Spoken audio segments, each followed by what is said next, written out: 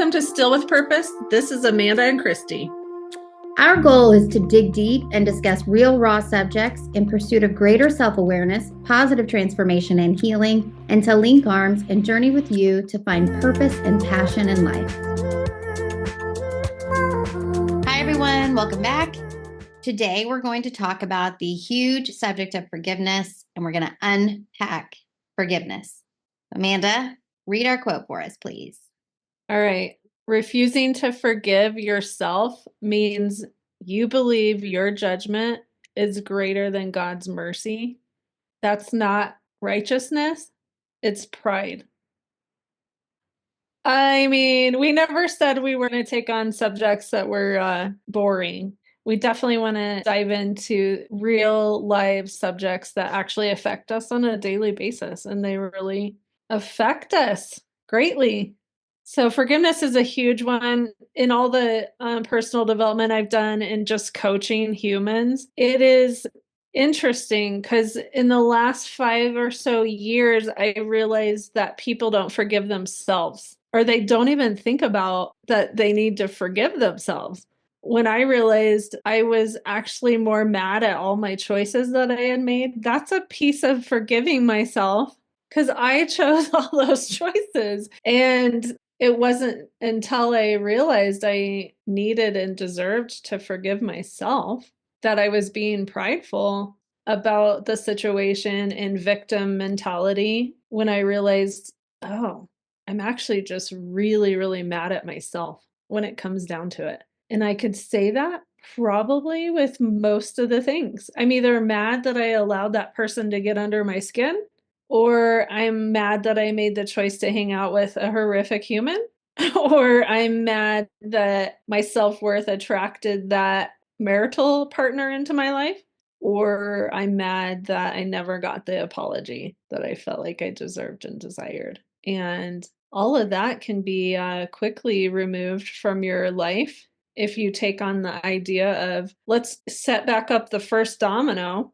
which affects all the choices, and really look at, what do I need to forgive in myself so that I can release the rest of these dominoes? Because we've talked about it before, like you might not ever get that apology from the offender. Honestly, you think you want it, you definitely deserve it, but it's going to be so mediocre. I can't even think of an apology that my ex could come up with that would cover the wounds that were created by him. So why am I waiting for it? I'm not waiting for it. Forgiveness starts with you. And if you don't believe you deserve forgiveness, then, I mean, none of us deserve it. But if you can't forgive yourself, then there's no way you could forgive another person. Like you said, there's nothing we can do to deserve God's forgiveness, which God gives freely, and thank God that He does. And so when we talk about forgiving others, they're not worthy of forgiveness, just like we're not. So who are we to withhold forgiveness to? Yeah, I see forgiveness as like it's releasing me from jail, and it's releasing my hands off your throat. And therefore, it's releasing me back into integrity with myself and before God. Mm-hmm. Because if we want to talk to Him about all the stuff He's forgiven us for, that's pretty humbling. So it's better just to stay in that stance of, God has forgiven me of so much, so I get to release this as well. Also, He's gone through everything that we think we've gone through, like even the betrayal of man. I mean, He served food and ate with Judas. He knew he was going to be his betrayer before he even split that bread. I mean, He knows betrayal. He knows mockery. So you're not going to come up with an offense that Jesus hasn't gone through. He knows everyone's hearts. And so if He knows all that, He sees all that, then why are we so shameful about going to Him first, just really dealing with our stuff, our own personal stuff? He knows our heart is bitter, angry, cold at the person who betrayed us. Like, I've cussed in my prayers before. Like, this is what's in my heart. So I'm just going to put it out there in my journaling of what I actually feel, because you already know all this horrific stuff is in my heart already. So I might as well just dump it with you and then figure out how we're going to move forward in this situation. Right. It's all about shame, right? Shame is why we don't want to be honest about how we feel in our heart. I struggle with wanting others to see that they need to ask for forgiveness or show remorsefulness or give that apology. That's been really hard for me through the years. But, why can't they see that that's what's needed? But I have to remind myself that, like you said, forgiveness is more about me releasing myself. Whatever they're going to say or do is not going to satisfy, and that's not going to release me. Yeah, the need to be right in the forgiveness piece is really, really strong because if you're waiting for an apology, that means you need to be right that you were screwed over and wronged, and you probably were 100%. But he is the person that is going to change the person. It's free will if they are asking to change, or they might not ever change. And they might justify you as the villain so that they can sleep at night that you screwed them over. So, what do you feel like you do in that situation? Do you just stick it out? Do you just continue to pray that God changes their heart and changes their mind and you go on about your life? I mean, are we talking a committed marriage relationship or are we talking about a friendship that I'm going to choose out of because it's so toxic? Well, you can choose out of any relationship, right? So, Mhm. is that ultimately it? Like, you have to deal with it or you choose out. Those are your choices. I think when you're asking for God's forgiveness, just in your part in it, and you've come to them and asked for forgiveness for your part in it, you're putting the ball in their court, and therefore it's between them and God. Then God gets to change your heart around the situation so that you're not in jail anymore around it and chained to this human. And, going back to the let them theory, it's like, yes, let them. And you get to be responsible and choose that that's not a person you're going to invest a ton of time in. Yeah. I'm going to go ahead and clear myself with God and my integrity. I'm going to pray for that person. I'm going to give that person feedback as to why I'm pulling away, how their actions have hurt our relationship. I'm going to bring in boundaries that are clear and I'm going to stick to them because boundaries are what get you out of toxic relationships. They're hard to set, and especially as an ex people pleaser, it hurts when you are being blamed for something. But also, you need to take into consideration someone that's not willing to apologize has made you the villain. Now they've justified their behavior because you did this. But I feel like once you put it in their court, give them all the feedback that's needed, what you are deserving and desiring, and if nothing happens, you're going to be okay with that. And that's where self worth comes in of like, hey, I actually don't need to be treated like this the rest of my life. And I do realize I attracted you into my life when I like to be abused by people's words. And so you fit right in. Like you wouldn't say this to their face, but it's like you're kind of deciding where I want to go probably doesn't include this person.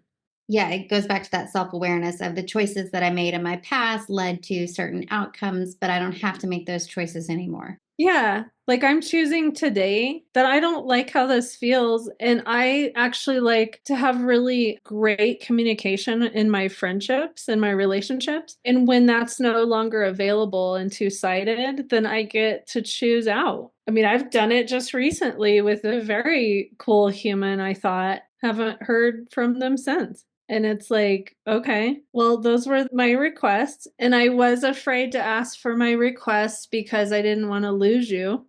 But Uh, like we said, you aren't responsible for the way other people react or the choices that another person makes. You can only put your own truth out there and then it's up to them. yep. And it all starts with you forgiving yourself and asking God for forgiveness on your part that you played in the relationship. I mean, I'm a tester personality. So if I am testing you, I am definitely setting you up for failure and you're not going to win.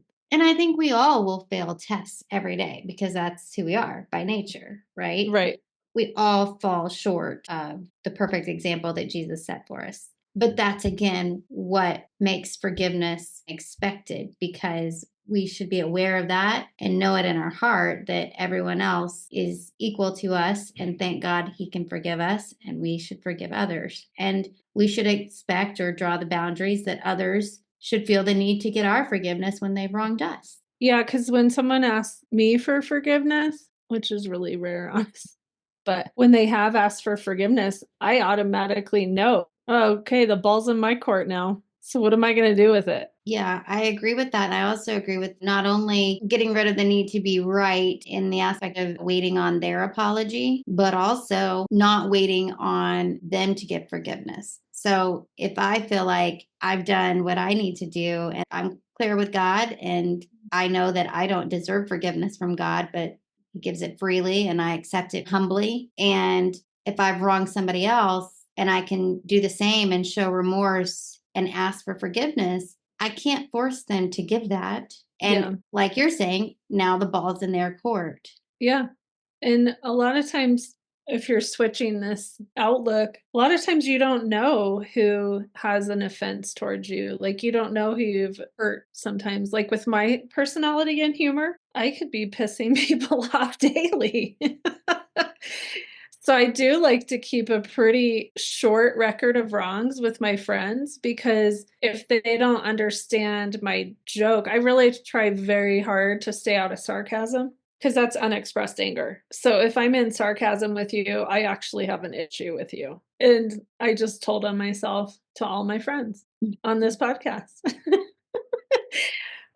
So when I catch myself being sarcastic, then I know I do have an offense. And I've had people come to me and apologize for something they said to me that I didn't even hear or decide to get offended about. And it's like they cleaned up their own integrity around it instead of me feeling offended and letting it take my joy. Another thing that is really powerful is to start looking at, how much joy has this situation stolen from me? How much creativity and time and effort and love and giftings has the enemy stole from me because I chose to still be unforgiving towards this person? I know people that have not forgiven their family member for 40 years. Like, what? And they're the most unhappy people, bitter, angry, just really not fun to be around.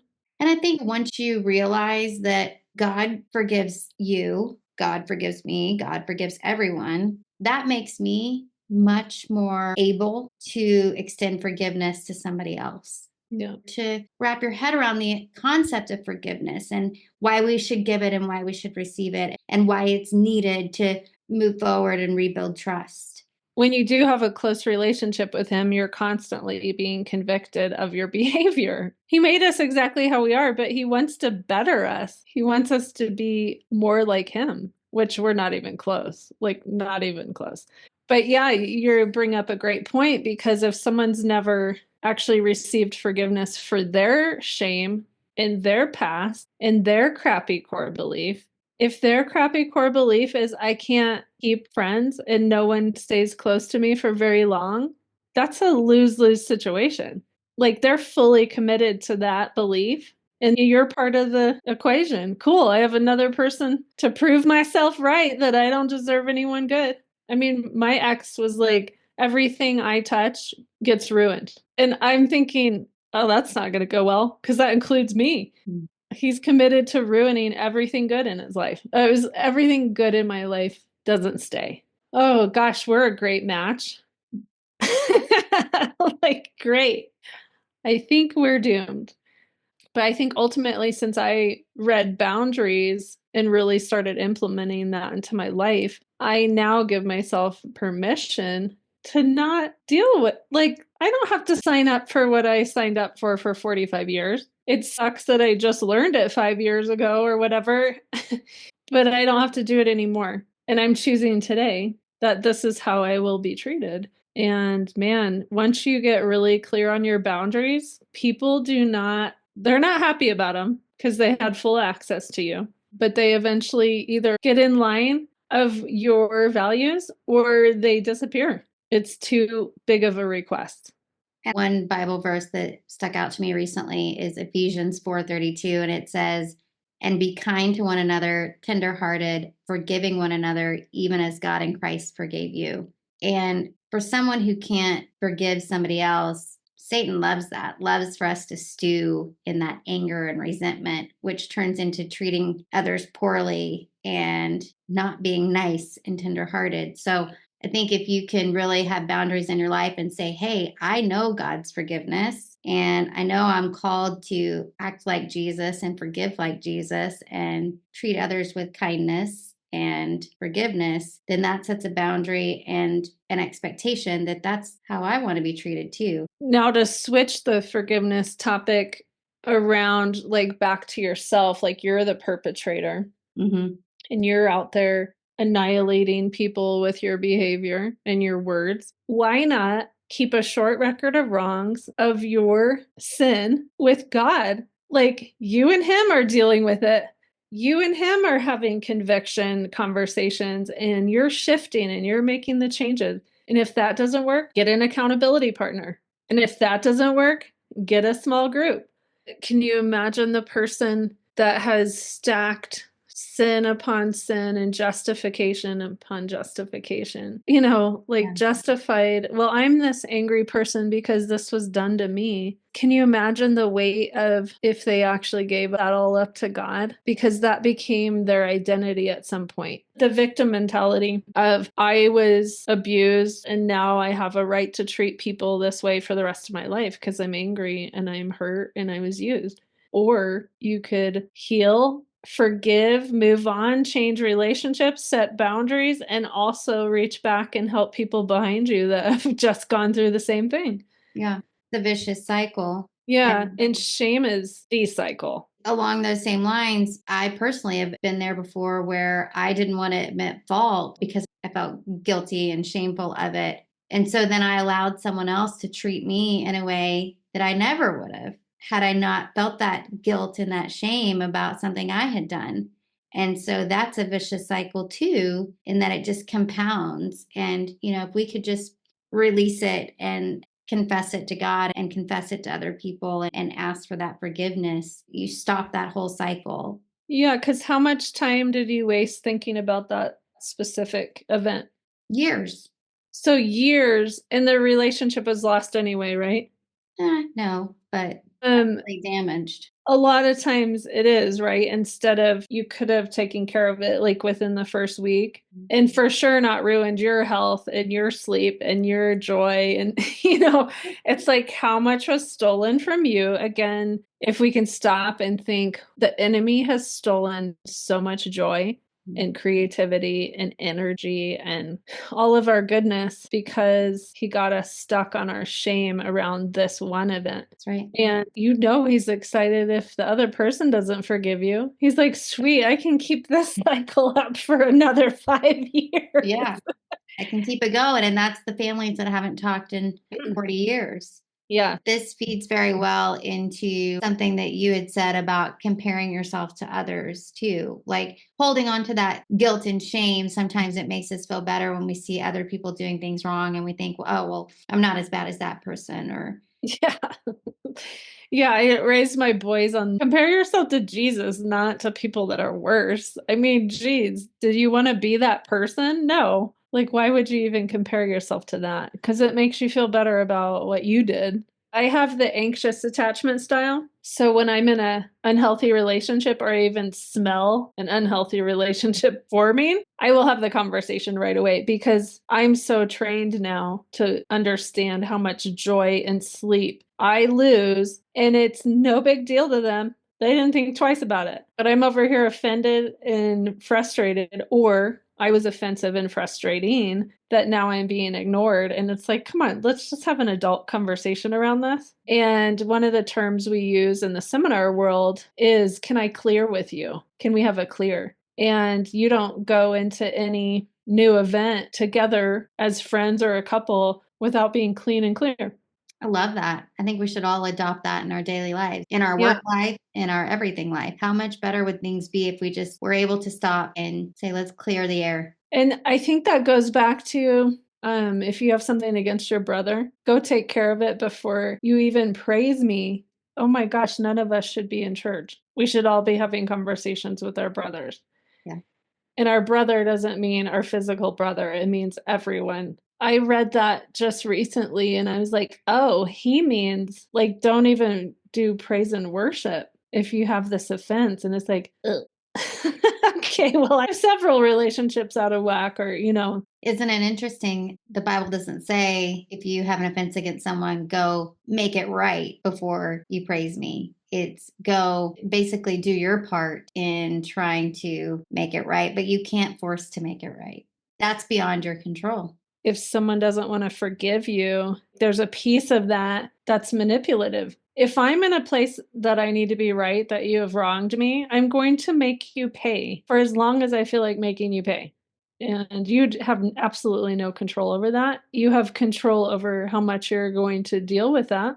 Mm-hmm. If you have a good relationship with God, He's bringing awareness to you on a regular basis.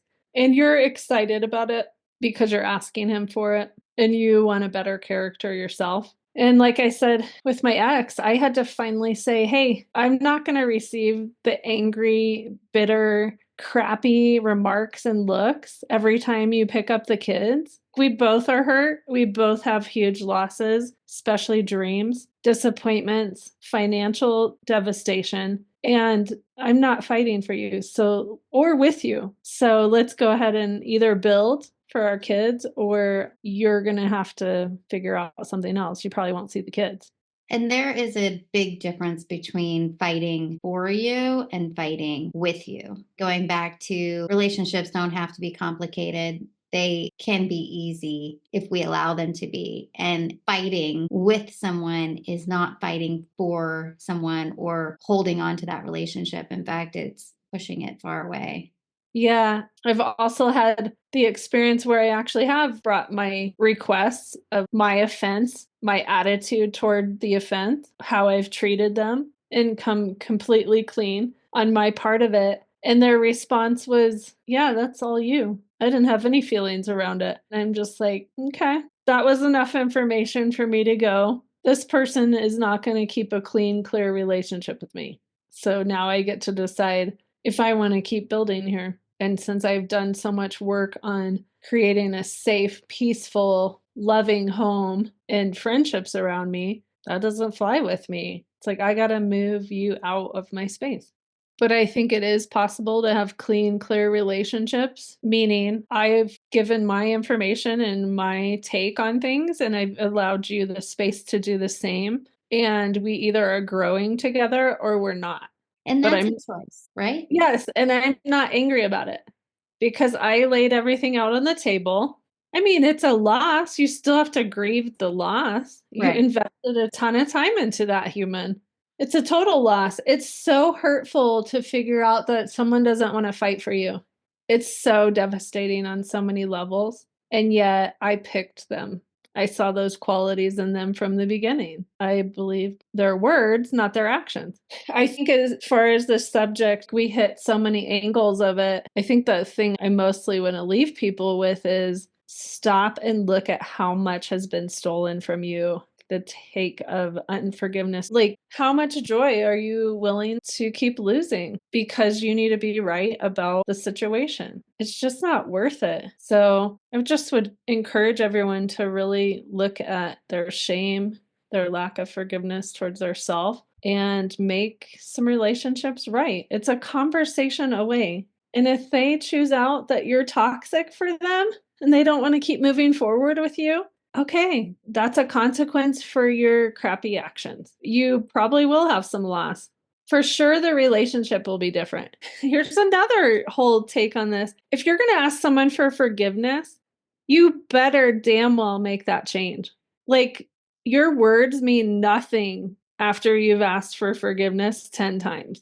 No, no. Like, do not manipulate me and go ahead and make the change. Yes, I forgive you. I'm not saying that was okay. I want to work on our relationship because you matter to me. But you asking for forgiveness for the same thing 10 times, okay, now we're just trying to cover up something. Like you're not taking full responsibility and making a change. 1000% agree. Because that to me shows lack of remorse. So when someone comes up and asks for forgiveness, I want to hear, hey, I'm going to take personal responsibility. I was in a really crappy mood. I talked to you really poorly. I embarrassed you in front of our friends. I was sarcastic and biting, and I'm going to change that. And next party we go to together, I'm going to catch myself before I talk. I want you to give me some grace and help me catch it, but I want to catch it on my own so that I can actually be a changed human for our relationship. Because I understand that you don't think that's funny and that hurts your feelings. I recognize and hear what you're saying to me, and this is what I'm going to do to change it because our relationship matters so much. That's the apology I would love. It's the self awareness. So recognizing that you did something wrong on your own without having to be told. That's awesome. Because if you're the one being hurt and you're always having to point it out, I mean, how tiring is that? Just come on, Yeah. be accountable, and own up to it. And then, like you said, change it. If the trust is obliterated, then you have to come from the standpoint of I'm willing to do the work until this person trusts me again if you're going to move forward in the relationship. Like you said, forgiveness is not trust. So you can give forgiveness and then work on rebuilding trust. Yeah, and it's not I'm going to manipulate you and make you pay till I'm done forgiving you. It's Yeah. like I'm willing to fight for this relationship. And so here's what I brought to the table. This is probably some of the actions I took that pushed you to have your actions. And I'm going to take responsibility and I can totally see your side of it. That's a legit forgiveness conversation. Like, what's your part in it? Right. People don't just act nuts for fun. Yeah. There's Like, always a give and take, two sides. there's always two sides, and usually both sides need to be right about something. Bottom line is the enemy's behind all of it. He can't stand healthy relationships. He can't stand you being shame free, guilt free. He loves all of this. So if you can break it down into the, hey, I've been needing to be right that you're going to leave me. So I've been setting you up for failure. I mean, this is real awareness of your personality. Like I'm so aware that I set you up to fail with my judgment and my comments and my attitude that there was no way you were going to win anyway. So I need to fix that. And I'm sorry because that's not fair to you. And I would love for us to have healthy communication. And I can feel when you're angry at me. So I'd like to get us back to normal. And it might take a little bit, but I'm willing to fight for it because you matter. By the way, I've never had someone say that to me. I know. But wouldn't it be nice? Yeah, it's a dream. It's a dream to have such an open communication like that. That's absolutely a dream of mine for my next relationship. And don't you know that God puts us through all of this and sets us up for all this growth and learning because he wants us to be happy? I believe that. I think ultimately he would love us to not be easily offended and just be peaceful and joyful when you do finally create it for yourself, which is through boundaries, healing, asking for what you need and want, and having great quality humans around you. I've felt the most peace in the last 5 years than I ever have in my whole life. And that doesn't mean everything's going well. It's boundaries, man. Mm-hmm. I read Boundaries 5 years ago, and I've had peace ever since. It's like I've just given up all the energy on negative stuff. Okay, so just some areas that I've found that were huge tools for me on learning about forgiveness and actually taking this on is journal, journal, journal. Like, I have a friend that when I pass away, she's to burn all my journals. They are hideous. They are where I release everything. So if I can deal with it between me and God, then great. Awesome. So keep a short record of wrongs between you and God. Put every attitude, feeling, emotion in that write up. He already knows you're angry. He already knows about it. So why are you trying to candy coat your feelings?